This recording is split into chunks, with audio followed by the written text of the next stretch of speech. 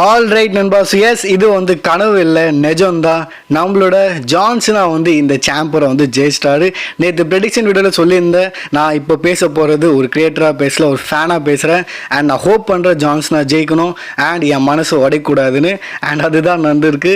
இந்த ஃபேன் பேயோட மனசு பார்த்தோம் உடையில. இது எப்படி சொல்கிற வேர்ட்ஸ் இல்லை, அவ்வளோ ஹாப்பியாக இருக்கேன். சாம்பர் மேட்ச் தரமாக இருந்தது. முக்கியமாக பார்த்தோன்னா அந்த லோகன் போல் இருக்கிற வரைக்கும் பார்த்தோன்னா பயம் இருந்தது, டு பி ஆனஸ்ட். ஆனால் எப்போ வந்து செத்து பங்கு ரோமன் கடைசியாக இருந்தாங்களே 3 பேரும், அப்போ நான் செம்ம ஹாப்பி. இந்த 3 பேர் தான் போய் யாரும் ஜெயிக்க போகிறாங்கன்னு வந்து ஒரு சாட்டிஸ்ஃபேக்ஷன் வந்து கிடச்சிது. அதுக்கப்புறம் பார்த்தா செத்த தூக்கிட்டாங்க பங்கு சேர்ந்து. அதுக்கப்புறம் பார்த்தா பங்கு அன்சீனா தான். அதுலேயே யார் ஜெயிச்சாலும் எனக்கு ஓகே தான், அந்தமாரி ஒரு மூமெண்ட்டாக இருந்தது. அதுலேயும் இவங்க 2 பேர் செம்ம டஃப்பு கொடுத்தாங்க. ஆனால் செத்துக்கு வந்து பங்கு வந்து எப்படியும் தோக்கடிக்கணும். ஏன்னா அவர் தோற்று போயிட்டார்ல.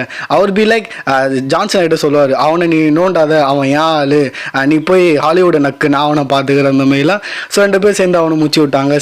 செத்து வந்து ஹெல்மெட் ஆன காண்டில் பங்கை வந்து கப் ஸ்டம் போட்டுறாரு. அண்ட் அந்த மூமெண்ட்டை சீனா யூஸ் பண்ணுறாரு.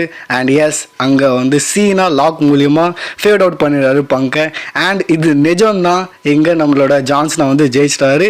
அண்ட் அவர் கன்ஃபார்ம் பண்ணிட்டாரு தன்னோட இடத்த ரெசல்மேனியாவில். அண்ட் உண்மையை சொல்லணும், இப்போ ரெசல்மேனியா பார்க்கலாம், ஜான்சனுக்காக பார்க்கலாம். ஸோ உங்களோட ரியாக்ஷன் மறக்காமல் கமெண்ட்டில் வந்து ட்ராப் பண்ணுங்கள். ஜான்சனா சாம்பை ஜெயிச்சிட்டாரு, ரெசல்மேனியாவில் அவர் வந்து கன்ஃபார்ம்.